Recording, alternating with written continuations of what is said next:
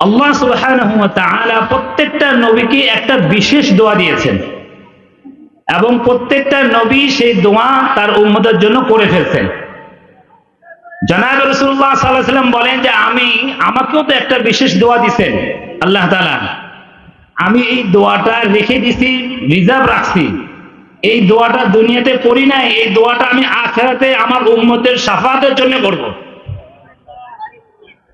যে দোয়ার মাধ্যমে আমার উম্মতের কি হবে? শাফাআত লাভ হবে।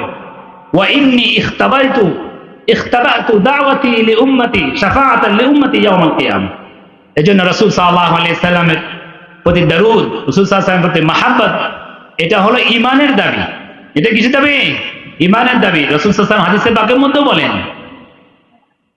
عن أنس بن مالك رضي الله عنه عن النبي صلى الله عليه وسلم لا يؤمن أحدكم حتى أكون أحب إليه من ولده ووالده والناس أجمعين أو كما قال عليه الصلاة والسلام।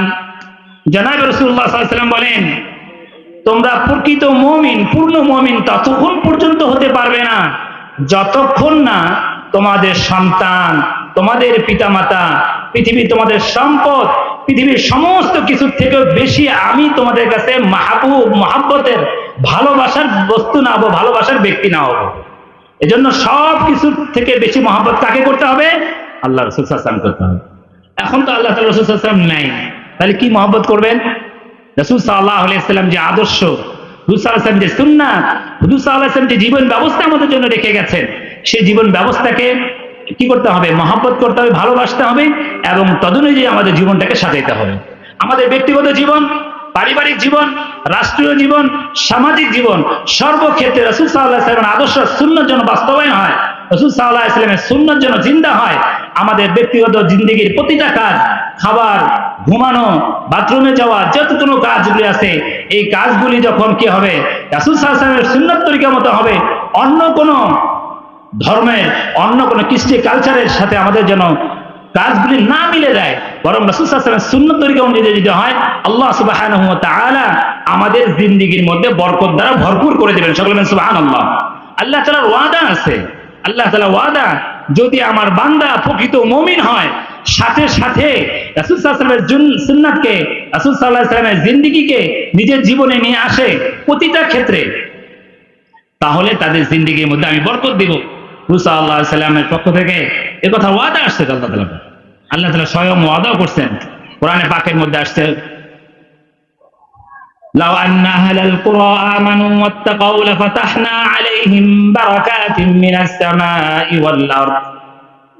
যদি দুনিয়াবাসীরা, গ্রামবাসীরা, বস্তিওয়ালারা, শহরের কিংবা গ্রামের পুরুষ কিংবা নারী, যারা আল্লাহ সুবহানাহু ওয়া তাআলার উপরে 100% ঈমান আনবে, সাথে সাথে রাসূল সাল্লাল্লাহু আলাইহি ওয়াসাল্লামের সুন্নাতের উপরে, আদর্শের উপরে নিজের জিন্দেগিকে চালাবে, আল্লাহ ভীতি, খোদা ভীতি, আল্লাহকে ভয় করে নিজের জীবনকে পরিচালিত করবে, আল্লাহ তাআলা ওয়াদা করতেছেন। আল্লাহ তাআলা বলেন, ওই আমার বান্দারা শুনে রাখো, আমি ওই সমস্ত ওই এলাকার উপরে আমি আসমান এবং জমিনের সমস্ত বরকতের দরজাকে খুলে দিব।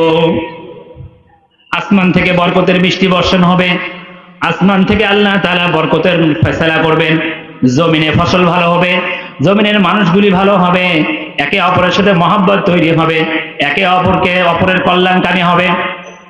আর মানুষ যত বেশি আল্লাহ তাআলার হুকুম থেকে, রাসূল সাল্লাল্লাহু আলাইহি ওয়াসাল্লামের সুন্নাত থেকে দূরে সরতে থাকবে, নিজের মন মতো জীবন যাপন করতে থাকবে, আল্লাহ তাআলার পক্ষ থেকে আল্লাহ তাআলা কোরআনে হাকিমের মধ্যে বলেন, আমি তার জিন্দেগিকে সংকীর্ণ করে দিব, জিন্দেগিকে সংকীর্ণ করে দিব, কষ্টময় করে দিব, পেরেশান দ্বারা ভরপুর করে দিব।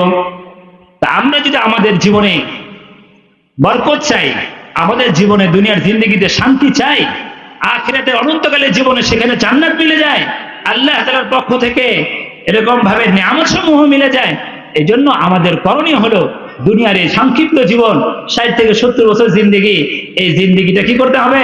আল্লাহ তাআলার হুকুম মতো উঠতে হবে, রাসূল সাল্লাল্লাহু আলাইহি ওয়াসাল্লামের সুন্নাত তরিকার মতো জীবন যাপন করতে হবে। কি বলেন? সকলে রাজি আছেন ইনশাআল্লাহ? সকলে তৈরি হতে হবে।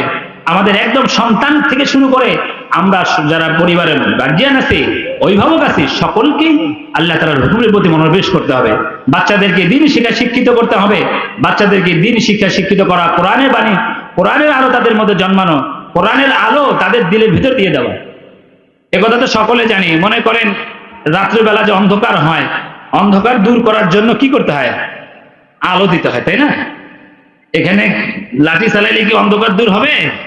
চিৎকার চেঁচামেচি করলে কি অন্ধকার দূর হবে? মনে করেন ঘরটা অন্ধকার হয়ে আছে, আর ওই অন্ধকার ঘরে আপনি আলোকিত করতে চান, তাহলে কি করতে হবে? বাতি দিতে হবে, আলো জ্বালাতে হবে। কি করতে হবে? আলো জ্বালাতে হবে। আলো জ্বালাইলে কি হবে? ঘর আলোকিত হবে।